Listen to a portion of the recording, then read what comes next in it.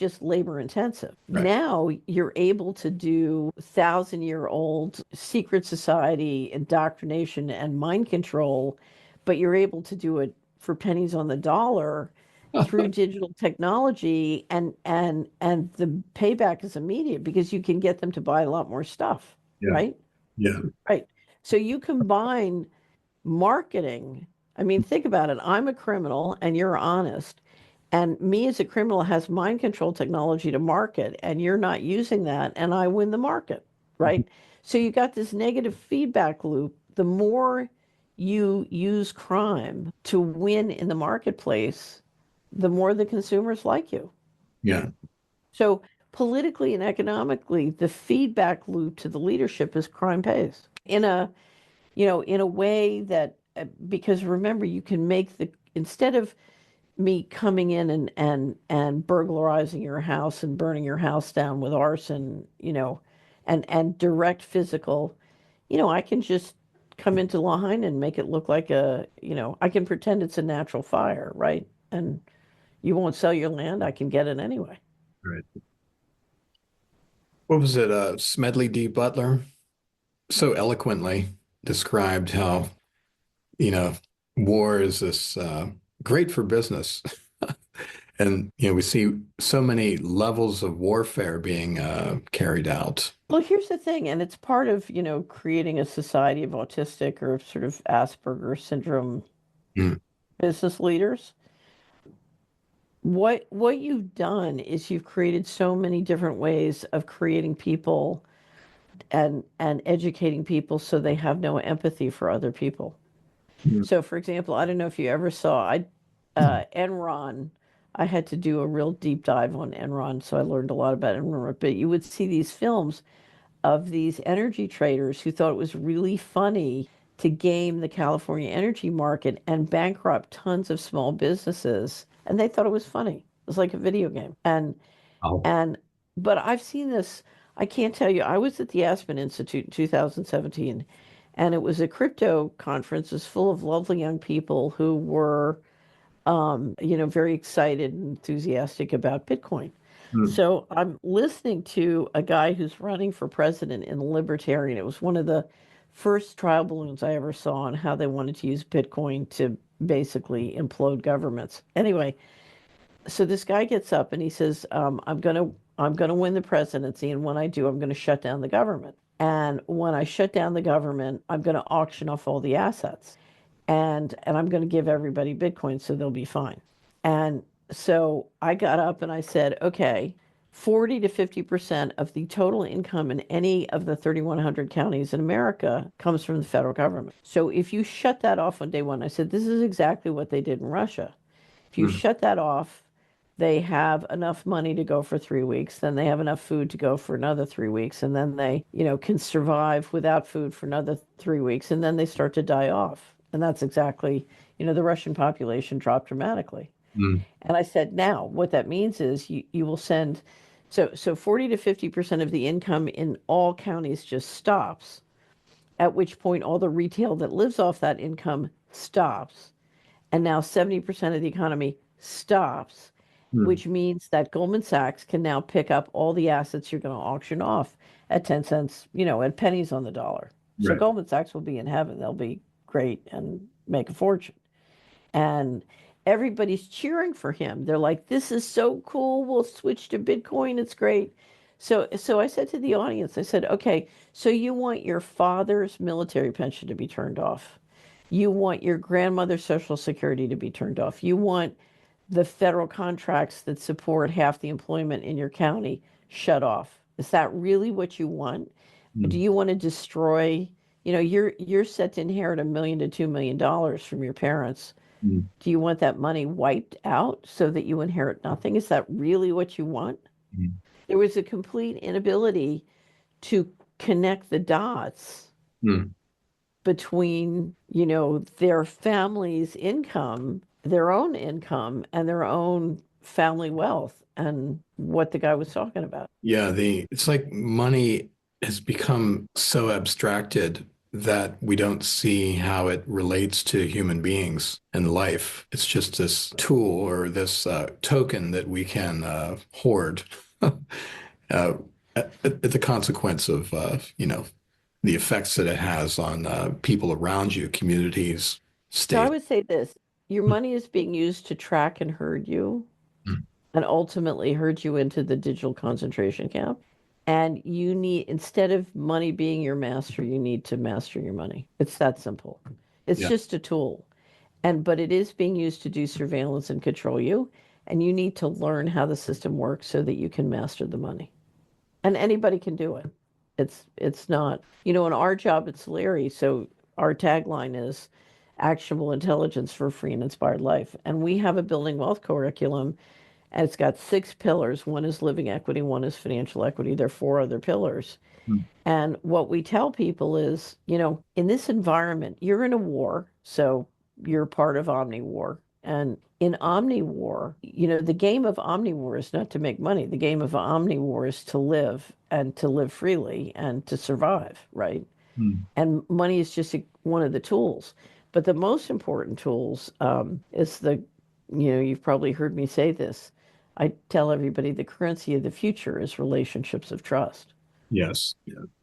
Right. So if you don't have a network or society or family or community of people you can trust, you're toast. I don't care how much you can have $2 trillion.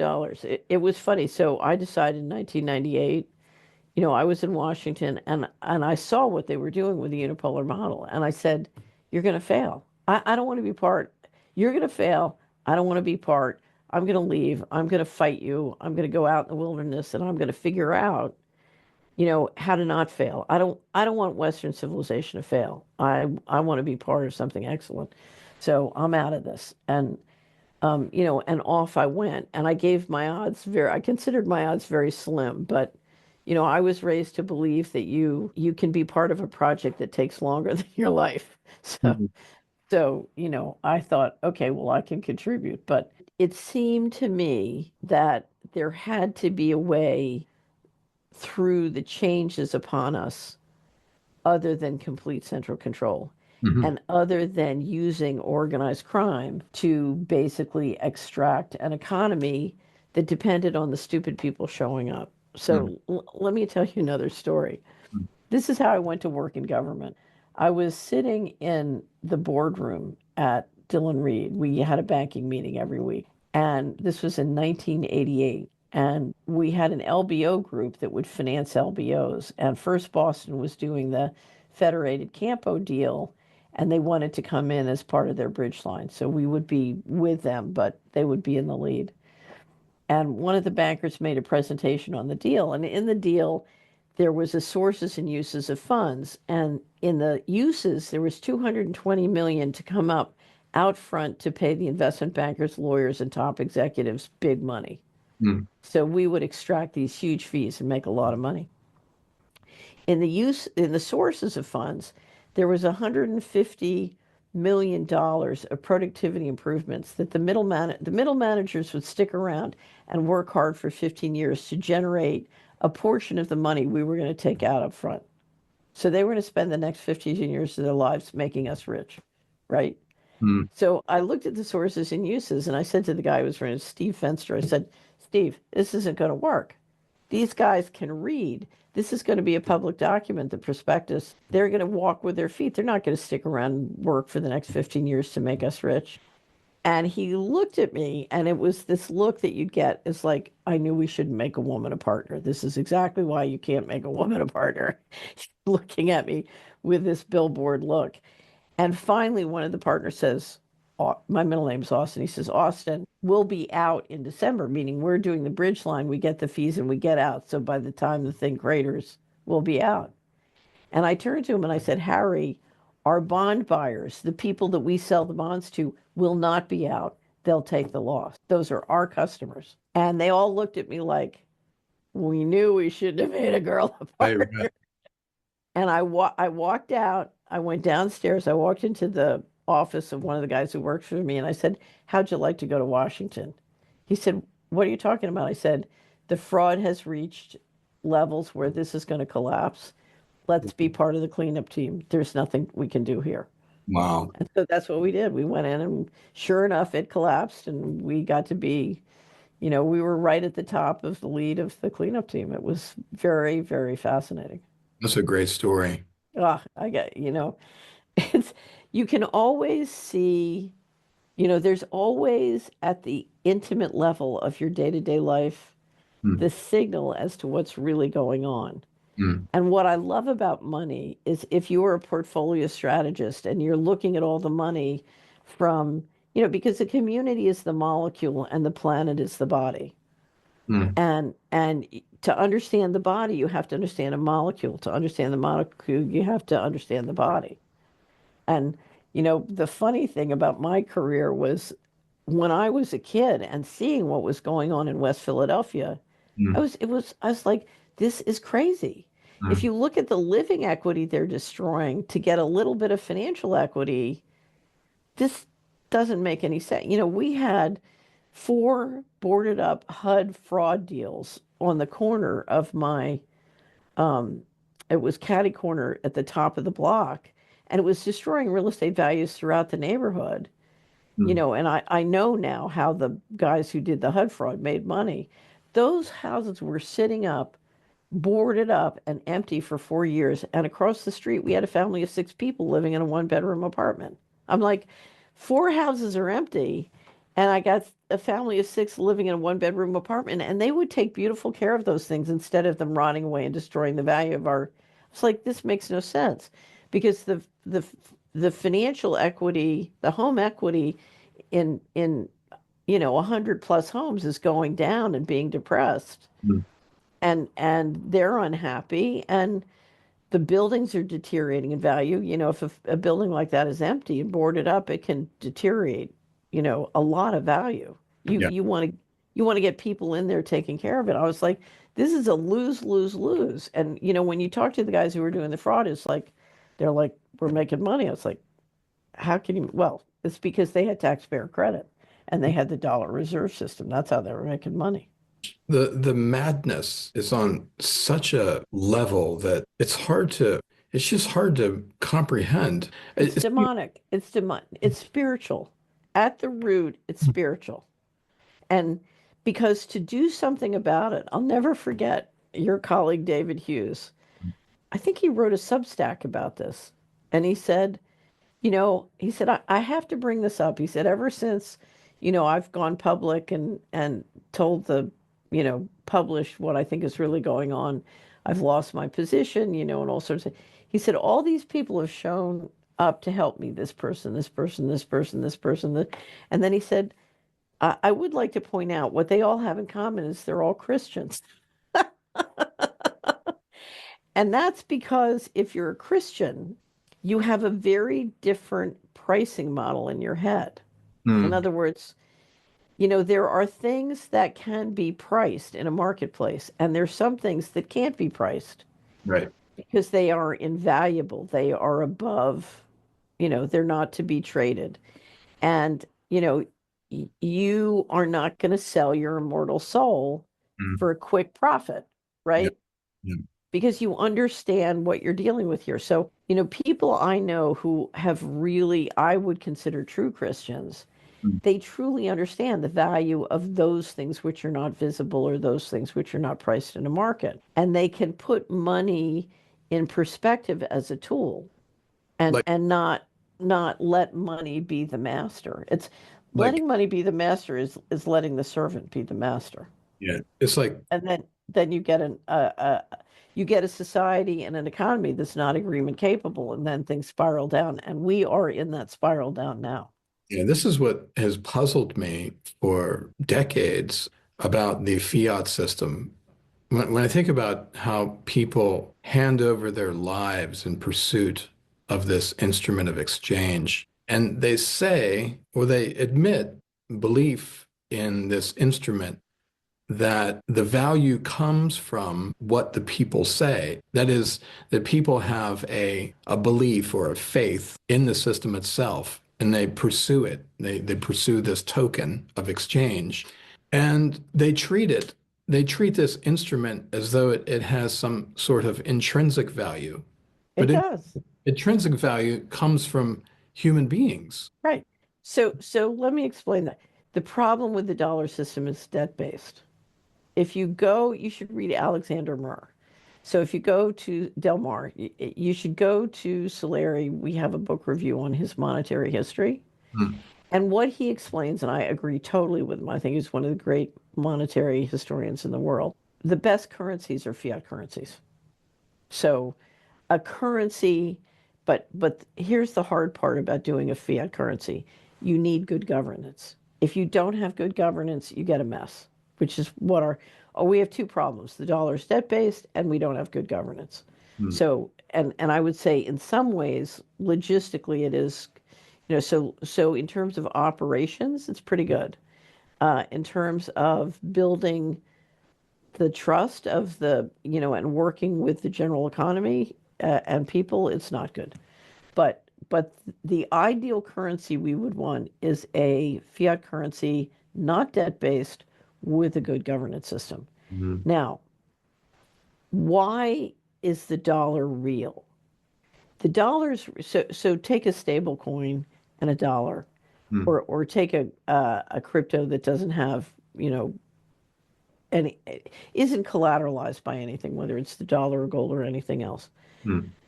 The dollar represents an economy and a participation of 325 million plus people in the United States, and it is backed indirectly by their credit and their value and their assets. Hmm. Okay, that's real. That Hmm. is real. And they are deeply vested in that system.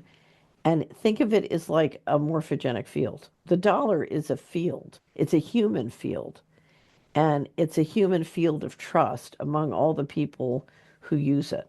Right. And one of the reasons these guys are hoping to use stablecoin to get like 5 billion more people on the dollar is because there are many people around the world who'd rather be in the dollar than in their local currency. That's trust. So, Hmm. and so what you're dealing with when you deal with something like fiat currency is you're dealing the intersection between morphogenic fields and shared intelligence and money. Right. Now, if you look at Bitcoin and the other cryptos, they're trying to create a field. They're trying to create a community. They're trying to create a morphogenic field that will support this crypto on an ongoing basis. Hmm. And what you've seen in the people who are pumping and dumping crypto or Bitcoin and using it as a pump and dump tool is they're trying to manage that field and build that field for their own purpose. Filthy lucre. Not so much filthy lucre because their goal is, yes, they have a goal of making money. Their goal is control, Hmm. and they're using it as a pump and dump tool to build control and achieve a variety of things. We have a piece at Solari called Bitcoin Bailout, and I Mhm. would recommend it. Remember, money has no intrinsic value. What has intrinsic value are real assets. So it's real people, Hmm. real livestock, real, Nature. gold in the ground, Yeah. nature. Okay. And what you want to do is manage your use of money to get more and more real assets, get more and more. So, one of the ways they used Bitcoin was the central bankers wanted to accumulate more gold and they wanted to keep retail out of gold. So, part of Bitcoin was to keep everybody out of gold while they kept buying gold. Hmm. So, during that period that they were getting retail on Bitcoin, they were buying more land, more gold, more land, more gold, more land, more gold. Hmm. So, and Bitcoin was very, very successful at keeping people away from gold. And the most frightening was to keep them away from real assets, real enterprise. So, Hmm. you have a lot of great young people instead of starting businesses that deal with real assets and do something real, they're trading crypto and making money and thinking they're masters of the universe, and they're being kept economically, their economic muscle is being destroyed. So they know a lot about helping Mr. Global figure out how he's going to do an all digital financial system, but how is that a good use of your time, and where does that give you financial muscle? Yeah, it seems to me that the crypto system, or the value of the crypto system is grounded in, again, faith, amorphous sort of feeling. Right. But that faith wouldn't develop unless you had pumpers and dumpers with a huge amount of money to inject money in a variety of strategic ways. So, so the guys who control the fiat system have been using their resources to pump and dump this thing. Mm. You've had very strategic use of the money that the subsidy from the dollar system used to develop the system. So I think we're at a huge crossroads now with Doge and the Stargate system and all of these technologies that are coming to the fore. Can you offer your Yeah. on- So the Trump administration, I believed 6 weeks before the convention, Mm, I told John there was an article in Foreign Affairs, and I told John, if I'm right, the way this reads to me is the bankers have decided that Trump's their man to get the control grid for them. If you look at the other faction, they can't, they're not going fast enough. They're not making headway. So they're going to use Trump to get the control grid. So they're going to back him for president. That's what I believe happened. mm, So, and if you look at the speed that they're moving to build the control grid, it's astonishing. yeah. So, Stargate, of course, is to put the data centers in place. The challenge you've got in an all digital financial or transaction system is the energy usage is frightening. Yeah. I mean, I don't see how we get from here to there because I think the energy use, unless you unless you finally bring in breakthrough energy, Mm. which they could do if they had complete control, I don't see how it works. There's one article in February in Bloomberg saying Texas, for its data centers, was going to need 30 new nukes. Wow. Right. Can you imagine? So, yeah, and they want to remember